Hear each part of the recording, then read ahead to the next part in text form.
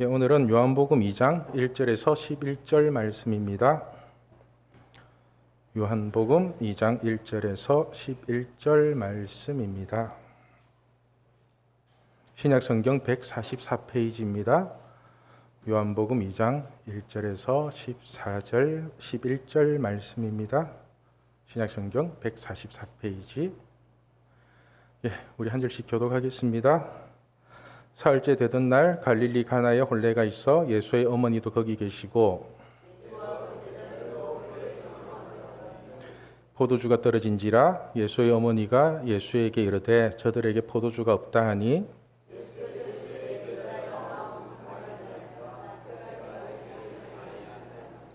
그의 어머니가 하인들에게 이르되 너희에게 무슨 말씀을 하시든지 그대로 하라 하니라.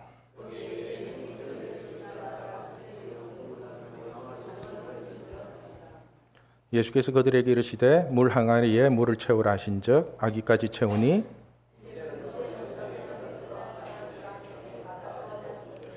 연회장은 물로 된 포도주를 맛보고도 어디서 났는지 알지 못하되 물떠온 하인들은 알더라. 연회장이 신랑을 불러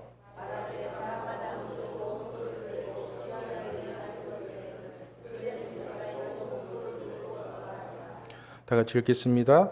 예수께서 이 첫 표적을 갈릴리 가나에서 행하여 그의 영광을 나타내심에 제자들이 그를 믿으니라. 아멘. 오늘은 삶 속에서 일어나는 문제를 어떻게 해결할 것인가, 삶 속에서 일어나는 문제를 어떻게 해결할 것인가 라는 주제로 하나님의 마음을 알아가도록 하겠습니다. 5월을 가정의 달이라고 하고 오늘이 어린이 주일입니다. 또 며칠 있으면은 어버이 주일과 서성의 주일 행사가 있고 여러분들 개인적으로도 많은 행사와 각종 모임들이 있을 것입니다. 오늘 본문도 보면은 혼례를 하는 잔치집에서 문제가 터지거든요. 그죠? 2000년 전이나 지금이나 우리는 삶에서 참 많은 문제들을 만나게 됩니다. 직장의 문제에서부터 가정의 문제, 자녀의 문제, 건강의 문제, 그리고 죽음의 문제에 이르기까지 참으로 다양한 문제들을 겪으면서 살아가는 것 같습니다. 돈이 많든 적든 예수님을 믿는 사람이든 믿지 않는 사람이든 모든 사람에게는 다 문제가 일어나고 있습니다.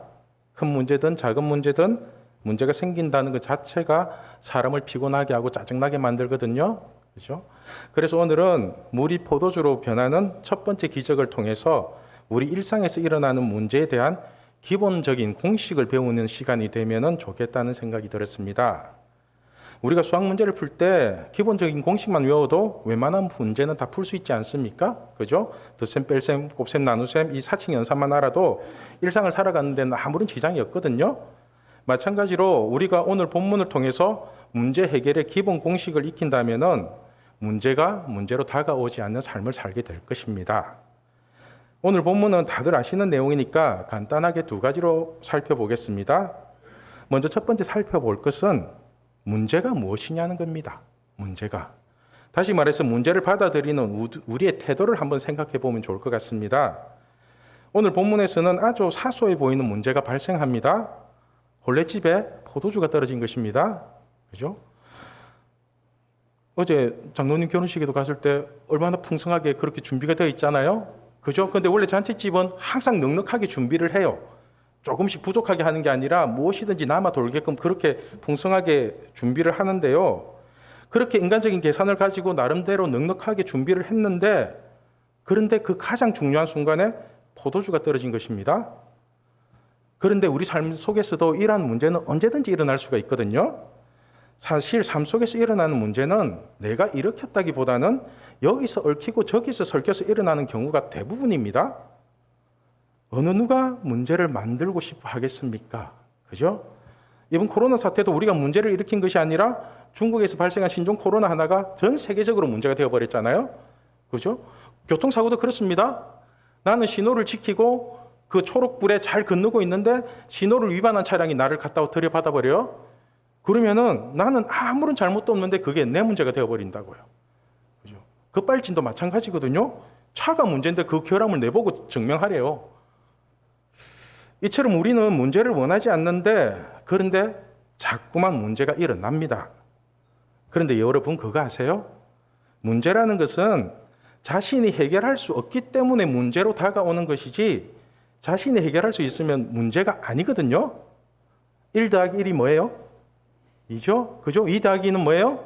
4죠? 그죠? 3 더하기 3은 6이고, 그죠? 이렇게 정답을 알고 있으면 이게 무슨 문제가 되겠냐고요. 이거는. 시험 문제도 우리가 정답을 모르기 때문에 문제가 되는 것이지, 정답을 알고 있다면은 그것은 오히려 점수를 따기에 가장 좋은 기회잖아요. 그죠? 한마디로 우리가 정답을 모르기 때문에 문제가 문제되는 것이지, 정답을 알고 있다면은 그것은 문제가 되지 않는다는 것입니다. 그러니까 여러분, 우리 삶 속에서 어떤 문제가 생긴다면 이 문제는 자신이 해결할 수 없다는 것을 인정하시고 항상 예수님을 먼저 찾으시길 바랍니다. 예수님을. 문제가 생기면 가장 먼저 예수님을 찾는다. 이것이 문제를 푸는 핵심이거든요. 핵심. 그런데 아이러니한 것은 예수님이 함께 계셨는데도 문제가 발생했다는 사실입니다. 오늘 보면 1절에서 3절 말씀 우리 같이 읽겠습니다. 사흘째 되던 날 갈릴리 가나에 혼례가 있어 예수의 어머니도 거기 계시고 예수와 그 제자들도 혼례의 청함을 받았더니 포도주가 떨어진지라. 그죠?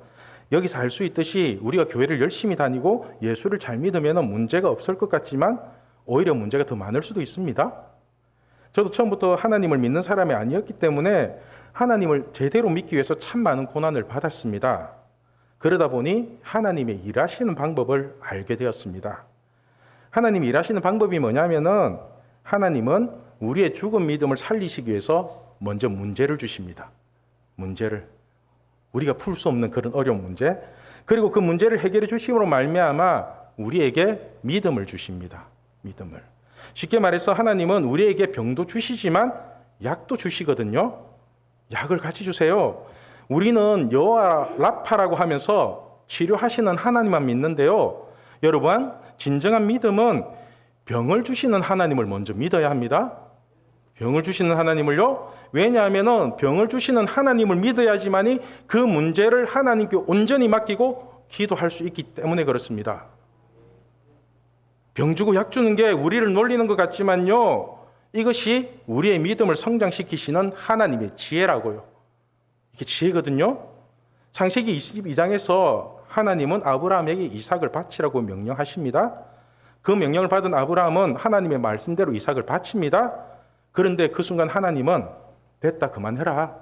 이제서야 너의 믿음을 알겠으니까 그때서야 복을 주십니다. 아브라함에게. 먼저 창세기 22장 16절 말씀을 보면요.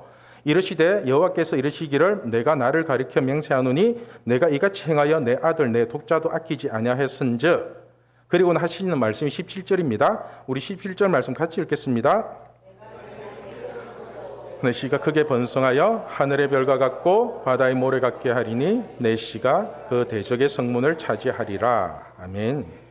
자, 보세요. 하나님은 문제를 푼 우리에게 큰 복도 주시지만 우리 자녀들까지도 세상을 이기며 살아갈 수 있도록 만들어 주시겠다는 것입니다. 그런데 하나님 주시는 복이 장난이 아니거든요. 내가 내게 큰 복을 주고 내 씨가 크게 번성하여 하늘의 별과 같고 바다의 모래와 같게 하리니 내 씨가 그 대적의 성문을 차지하리라. 이처럼 하나님은 아브라함에게 이삭을 바치라는 문제를 주신 후에 복을 주셨다는 사실을 기억하시고 지금 우리에게 순종하기 어려운 문제가 생겼다면 하나님께 복을 받을 수 있는 좋은 기회라고 생각하시길 바랍니다.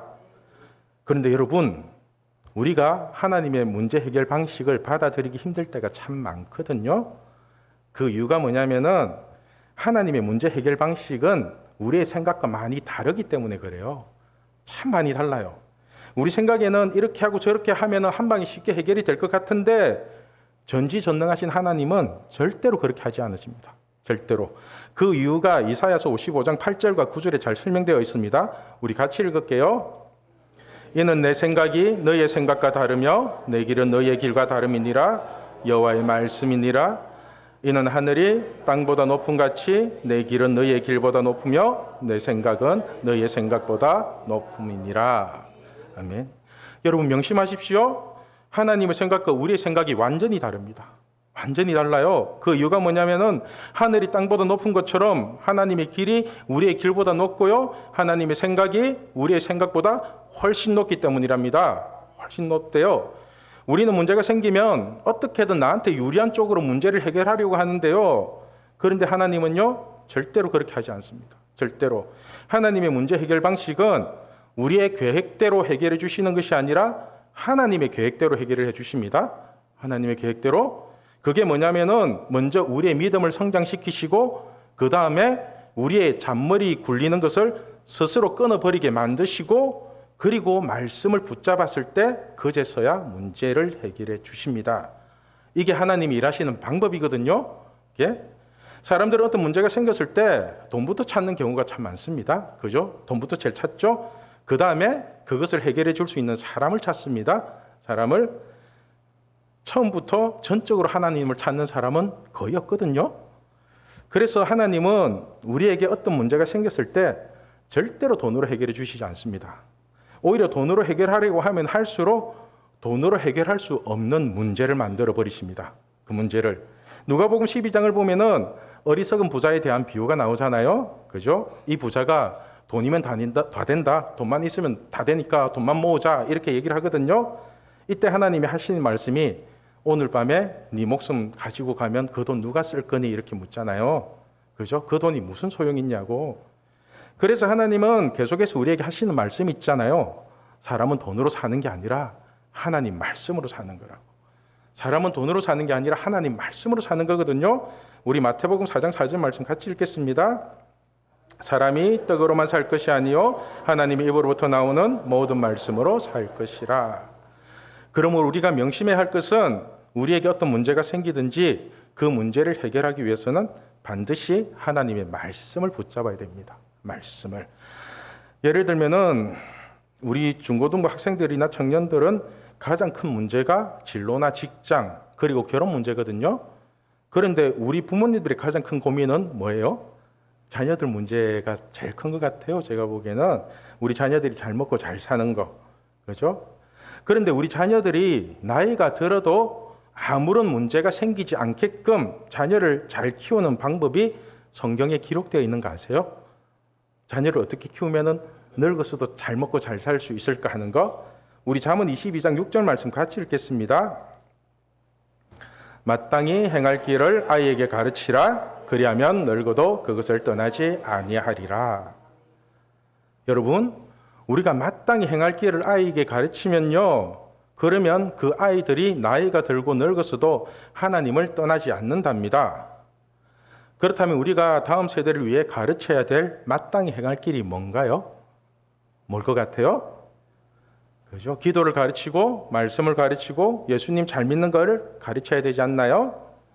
그죠? 기도하면 된다. 말씀 붙들면 하나님이 반드시 해결해 주신다. 이게 우리가 마땅히 가르쳐야 될 거잖아요. 그런데 지금 우리 아이들을 보면 어떤지 아세요? 시험 기간만 되면요, 학원으로 달려가기 바쁘고요. 자녀들 성적이 조금만 떨어져도 여러분들의 깊은 한숨이 나오잖아요. 쟤는 누구 닮았나 이러면서 엄마 닮았나 아빠 닮았나 이러고 있잖아요. 여러분, 우리가 이 6절 말씀을 반대로 해석하면 어떻게 되는지 아세요?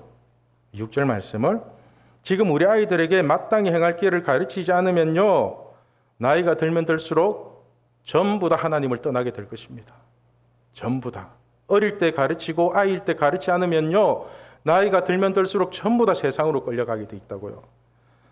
그러니까 여러분, 자녀들이 인문계 간다고 예수 잘 믿는 것도 아니고요, 스카이 대학을 간다고 하나님 잘 믿는 것도 아니고요, 공부 열심히 한다고 하나님 잘 믿는 게 아니거든요. 그게 하나님 영광이 아니라고요. 하나님 잘 믿는 게 영광이잖아요. 그래서 공부를 잘하고 인문계를 가고 좋은 대학을 가고 좋은 직장을 가는 것보다 더 중요한 게 하나님 잘 믿는 거라고요. 하나님 잘 믿는 거. 하나님을 잘 믿으면요, 하나님이 가장 좋은 길을 하나님이 열어주신다고요. 우리의 생각과 다른 그 하나님이 길을 열어주시면요, 놀라운 일이 일어납니다. 진짜 놀라운 일이 일어납니다. 여러분, 지금 우리 학생들에게 하나님 잘 믿는 걸 가르치지 않으면요, 미래의 교회가 없고 다음 세대가 없습니다. 다음 세대가. 사실 이렇게 다음 세대를 살리고 우리 자녀들의 문제를 해결하는 핵심이거든요. 마땅히 행할 길을 가르치는 거. 우리 자녀들을 한 살이라도 어릴 때 예수님을 잘 믿게 만들어 놓아야 나이가 들어도 하나님을 떠나지 않고 시간이 지날수록 하나님과 더 친밀한 관계로 지내게 될 거잖아요. 여러분, 지금 자녀들에게 마땅히 행할 길을 가르치고 있습니까? 아니면 세상의 성공을 위해서 하나님 말씀을 써먹고 있습니까? 어떤 것 같아요? 지금 우리 아이들에게 세상의 성공을 가르치면요, 반드시 하나님 떠날 겁니다. 반드시. 사람들은 좋은 대학을 나오고 돈을 많이 버는 게 하나님의 영광이라고 얘기를 하는데요, 사실 그 속에는 자신의 욕심이 다 들어있잖아요. 자기 욕심. 제자들도 처음에는 예수님을 믿음으로 따랐던 것이 아니라 자기 욕심으로 예수님을 따랐거든요. 그렇죠? 그래서 예수님 죽으니까 다 버리고 가잖아요. 사실 우리 범죄한 인간은 문제를 일으키는 존재이지 문제를 해결하는 능력을 가지고 있지 않습니다. 그래서 우리가 문제를 해결하기 위해서 설치고 다니면 다닐수록 문제는 더 복잡해지고 문제가 더 커지는 것을 보게 됩니다. 서울에서 초등학교 6학년이 자살을 했답니다. 초등학교 6학년이 자살을 했대요. 그 이유를 조사해 보니 이 학생이 어느 날 엄마에게 묻더래요. 엄마, 아빠도 6시나 7시 되면 퇴근하고 다른 어른들도 늦어도 8시, 9시 되면 집에 오는데 나는 왜 학원 가가지고 10시, 11시, 12시까지 그렇게 있어야 되냐고. 그렇게 얘기하니까 엄마가 한다는 말이 벌써부터 그렇게 나약한 소리 하면 안 된다고. 너 이제 중학교 가고 고등학교 가면은 새벽 2, 3시까지 공부해야 되는데 벌써 그래 약한 빠진 소리 하면 안 된다고. 그 소리 듣고 애가 옥상 올라갔대요. 여러분, 지금 우리 아이들에게 마땅히 행할 길을 가르치지 않으면요, 자녀들이 노여워서 반드시 하나님을 떠납니다. 하나님을 떠난 인생이 세상을 다 가진들 뭐가 되겠어요? 잘 될 일이 없잖아요. 그러므로 우리 믿는 사람들은 삶 속에서 어떤 문제가 생기면 가장 먼저 예수님을 초청하는 삶을 살아야 할 것입니다. 다시 말해서 직장이나 가정이나 자녀에게 문제가 생겼을 때 잔머리 굴리면서 인간적인 방법으로 문제를 해결하려고 하는 것이 아니라 예수님께 먼저 도와달라고 기도하는 것이 가장 지혜로운 삶이라는 것입니다. 예수님을 초청한다는 것 자체가 이 문제는 내게 해결할 수 있는 문제가 아니라는 것을 인정하는 것이고 오직 전지전능하신 하나님만이 해결할 수 있다는 믿음의 고백이거든요. 그게 하나님은 우리의 이러한 믿음을 보시고 우리에게 문제를 해결할 수 있는 방법을 가르쳐 주실 것입니다. 이 지혜를 붙잡는 우리 신암교회 식구들이 되면 좋겠습니다. 두 번째 우리가 살펴볼 것은 이렇게 예수님을 초청하고 난 뒤에 말씀 그대로 해야 문제가 해결된다는 것입니다. 말씀 그대로. 잔치집에 포도주가 떨어진 문제가 일어났을 때 예수의 어머니가 예수님께 이 문제를 해결해 달라고 요청을 하십니다. 그런데 예수님은 어머니의 요청을 매정하게 거절합니다. 거절하는 이유가 내 때가 아직 되지 않았대요. 때가 아직 아니라는 거예요. 이 말씀을 들은 예수의 어머니가 하인들에게 하는 명령이 걸작입니다. 우리 5절 말씀 같이 읽겠습니다. 그의 어머니가 하인들에게 이르되 너에게 무슨 말씀을 하시든지 그대로 하라 하니라. 여러분, 이 말씀을 듣는 순간에 딱 느껴지는 게 없으세요? 저는 이 말을 듣는 순간에 이제부터 예수님이 얼마나 말 같지도 않은 소리를 하시려면 이런 소리를 하시나 그 생각이 들었거든요. 아니나 다를까 예수님이 하인들에게 시키는 명령은 정말 가관입니다. 유대인의 정결 예식을 따라 2-3통 드는 돌 항아리에 물을 채워서 연회장에게 갖다 주라고 합니다. 이게 무슨 말이냐면은 유대인들은 음식을 먹기 전에 반드시 손을 씻습니다. 그래서 손을 씻기 위해서 돌 항아리에 물을 채워두거든요. 그런데 말이 좋아 돌 항아리지 지금으로 표현을 하면요, 음식 먹기 전에 손 씻는 세숫대야 같은 것입니다. 세숫대야 갖다 놓고 그 물 떠다 주래요. 그러니까 사람들이 손이나 씻는 이 세숫대야의 물을 퍼다가 제일 높은 사람인 연회장에게 갖다 주라는 것입니다. 연회장에게. 여러분은 이 말씀을 듣고 쉽게 순종하실 수 있겠습니까? 그죠? 지금 예수님이 나타나가지고 뭐 장로님이나 다른 분들한테 물 떠다 주라면 저 못할 것 같아요. 그거 세숫대야 물 떠다가 주라면요. 만약 저에게 이렇게 세숫대에 물을 떠다가 높으신 연회장에 갖다 주라고 하면요, 저는 아마도 예수님께 대놓고 따졌을 겁니다. 대놓고. 예수님, 아니 이걸 어떻게 갖다 주라고 하십니까? 말 같지도 않은 소리 하지 마십시오. 예수님 이게 무슨 물인지 모르세요? 이거 세숫대에 손 씻는 물입니다. 손 씻는 물. 이거 갖다 주다가 들키면 저 맞아 죽습니다. 예수님 직접 갖다 주세요. 직접. 아무리 하인이라지만 이거 너무하는 거 아닙니까? 아마도 저는 이런 식으로 저 나름대로의 논리를 가지고 예수님께 대들며 막 따졌을 겁니다. 그런데 하인들은 저보다 믿음이 훨씬 좋은 것 같습니다. 그냥 찍소리도 안 하고 그냥 갖다 줍니다. 아무 소리 안 하고 그냥 갖다 줘요. 그런데요, 그렇게 갖다 주니까 기적을 맛봅니다. 기적을. 아이러니하게도 포도주를 먹은 사람들이 기적을 맛보는 것이 아니라 물떠온 하인들이 기적을 맛봅니다. 하인들이. 우리 9절 말씀 같이 읽겠습니다. 연회장은 물로 된 포도주를 맛보고도 어디서 났는지 알지 못하되 물떠온 하인들은 알더라. 물떠온 하인들은 알더라. 물떠온 하인은 안 돼요.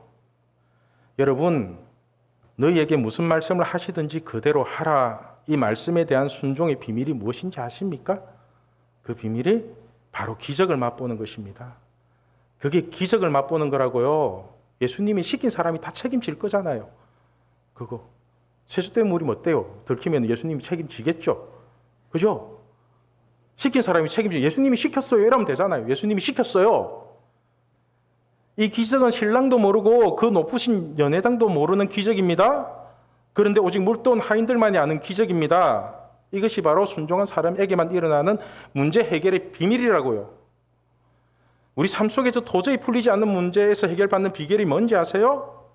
너희에게 무슨 말씀을 하시든지 그대로 하는 것입니다. 그대로 하는 것. 인간적으로 생각해 보면 말도 안 되는 소리인데 하나님은요, 그 말도 안 되는 말씀을 통해서 우리에게 기적을 보여주신다고요. 기적을. 예를 들면은 우리에게 어떤 문제가 생겼을 때 그 문제를 해결해 줄 만한 사람을 만나고 여기저기 부탁을 해도 안 풀리는데 성경은 기도하래요. 기도하래요. 이게 말도 안 되는 소리거든요. 기도하면 어떻게 문제가 해결돼요? 그런데 기도하면은 그 문제가 해결되는 거 아시죠? 우리 토요 모임에 잘 나오지도 않던 어떤 친구가 있었습니다. 이 친구가 갑자기 사는 게 힘들었는지 띄엄띄엄 몇 번씩 나오다가 기도 응답을 연속적으로 몇 번 받았거든요. 그리고는 그렇게 자신의 인생에서 도저히 풀리지 않을 것 같았던 그다란 문제가 몇 개가 풀려버린 거예요. 그렇게 기도를 하다가 이렇게 응답을 받고 난 뒤에 지금은 꾸준하게 나오기 시작하는데 이 친구가 하는 말이 자신이 토요 기도 모임에 나오기 전에는 기도하면 해결된다는 말이 그게 그렇게 말 같지도 않게 들리더래요. 그게 말도 안 되는 소리 같이 들리더래요. 그런데 그렇게 말도 안 되는 소리를 듣고요, 1시간, 2시간 진짜로 기도를 해보니까 막혀있던 길이 열리고 새로운 길들이 보이더라는 것입니다. 그리고는 그 고등학생이 간증처럼 하는 말이 이건 기도해본 사람만이 알 수 있는 기적이래요. 이건 기도해본 사람만이 알 수 있는 기적이라고 걔가 직접 저기에서 듣고 있는데 그렇게 하고 있어요. 11조도 마찬가지거든요. 돈이 없어서 사람 미치고 환장하겠는데 성경은 11조를 내고 감사하래요. 이게 말도 안 되는 소리잖아요. 이게 말이 안 되거든요. 그런데 없는 돈에 하나님의 것을 먼저 드리면요, 하나님의 방식으로 채워지는 놀라운 기적을 맛보게 됩니다. 하늘 문이 열리고 그 창고가 가득 차는 그 기적을 맛본다니까요. 이게 말씀 그대로 하는 거잖아요. 이게 사람 만나도 해결되지 않던 문제가 기도하니까 해결이 되고요, 없는 돈에 11조를 드리니까 생각지도 못한 방법으로 채워지는 게 하나님의 생각이고 하나님의 계획입니다. 그래서 말씀 그대로 하는 것은 머리로 하는 게 아니라 우리 삶 속에서 그대로 하는 거라고요. 삶으로 실천하는 거거든요.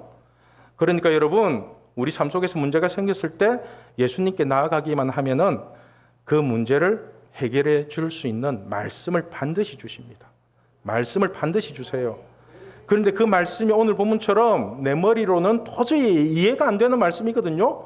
진짜 말 같지도 않나요? 말도 안 되는 소리인데, 그런데도 우리가 말씀에 순종을 하면요, 문제가 해결되는 기적을 맛보게 될 것입니다. 그런데 이 순종이 결코 쉽지가 않습니다. 안 쉬워요. 왜냐하면 하나님의 생각과 우리의 생각이 서로 다르기 때문에 내 생각을 버리고 하나님의 말씀을 선택하는 믿음이 필요하거든요. 하나님을 믿는 믿음이 필요하다고요. 그래서 순종에는 반드시 믿음이 필요하고 그 믿음으로 인해 우리가 하나님의 일하심을 맛보게 되는 것입니다. 우리 오늘 본문 11절 말씀 같이 읽겠습니다.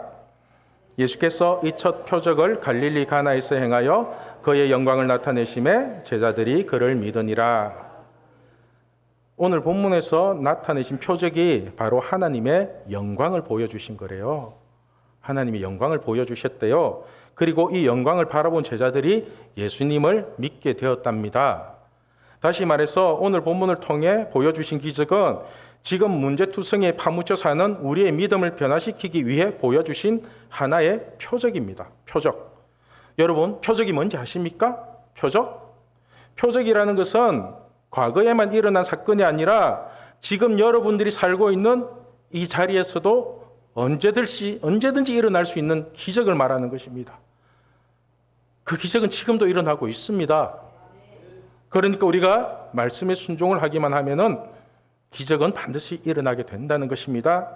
이것이 오늘 본문을 통해 하나님의 우리에게 보여주신 표적이거든요. 여러분, 우리의 믿음이 자꾸만 세상적인 가치들을 추구하려고 합니다. 그러나 하나님이 원하시는 믿음은 우리의 질적인 변화입니다. 질적인 변화. 질적인 변화란 내 힘으로 사는 것이 아니라, 돈을 의지하고 사는 것이 아니라, 세상의 논리로 사는 것이 아니라 전지전능하신 하나님을 믿고 오직 하나님의 말씀을 붙잡고 사는 것이 질적인 변화입니다. 여러분, 우리가 사람들이 손이나 씻는 허들의 물과 같은 믿음일지라도 예수님의 말씀에 순종하여 말씀 그대로만 해도 사람들에게 칭찬받는 질 좋은 포도주가 된다는 사실을 믿으시길 바랍니다. 왜 우리가 예수님의 말씀에 순종을 하면 기적이 일어나는지 아십니까? 예수님은 우리 죽음의 문제를 해결해 주기 위해서 말씀이 육신이 되어 우리에게 오셨던 분이기 때문에 그래요. 그렇게 오신 분이거든요. 우리 요한복음 1장 14절 말씀입니다. 같이 읽을게요. 말씀이 육신이 되어 우리 가운데 거하심에 우리가 그의 영광을 보니 아버지의 독생자의 영광이요 은혜와 진리가 충만하더라. 예수님은 죄로 인하여 죽을 수밖에 없는 우리를 살리기 위해 말씀이 죄인의 몸을 입고 우리에게 오셨습니다. 한마디로 예수님은 우리 삶 속에서 일어나는 문제를 해결해 주시기 위해서 살아있는 말씀으로 우리에게 오신 것입니다. 그래서 우리가 예수님이 말씀하신 그대로만 해도 우리 삶 속에서 문제가 해결되는 기적은 언제든지 맛보게 될 것입니다. 여러분, 너희에게 무슨 말씀을 하시든지 그대로 하라. 너희에게 무슨 말씀을 하시든지 그대로 하라. 이 단순한 말씀에만 순종해도 우리 삶 속에서 일어나는 문제는 반드시 해결된다는 것을 믿으시길 바랍니다. 오늘 말씀의 핵심은 두 가지입니다. 여러분 삶 속에 문제가 있습니까? 그 문제는 절대로 여러분의 힘으로 해결할 수 없다는 것을 명심하시고 먼저 예수님을 초청하시고 예수님께 기도하고 구하십시오. 그리고 기도하는 가운데 여러분에게 주시는 말씀이 있을 것입니다. 그 말씀에 순종하십시오. 너희에게 무슨 말씀을 하시든지 그대로 하라. 이 순종이 우리에게 있을 때 반드시 기적을 맛보게 될 것입니다. 저는 우리 신앙교회 식구들 모두가 말씀에 순종함으로 말미암아 삶 속에서 일어나는 모든 문제를 해결받고 가정이 잘 되고 자녀가 잘 되고 직장이 잘 되는 기적을 체험하시기를 소망합니다. 기도하겠습니다.